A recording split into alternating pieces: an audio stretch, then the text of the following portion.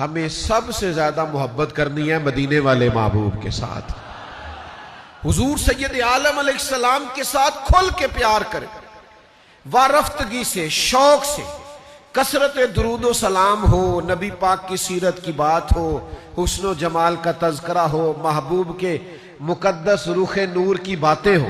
حضور فرماتے ہیں اگر تم چاہتے ہو نا تمہیں ایمان کا ذائقہ ملے، یعنی مومن ہونے کا مزہ آئے، تو 3 کام کرو۔ ایک تو ہر چیز سے بڑھ کر اللہ رسول سے پیار کرو، اور دوسرا جس سے بھی پیار کرو اللہ کی رضا کے لیے کرو۔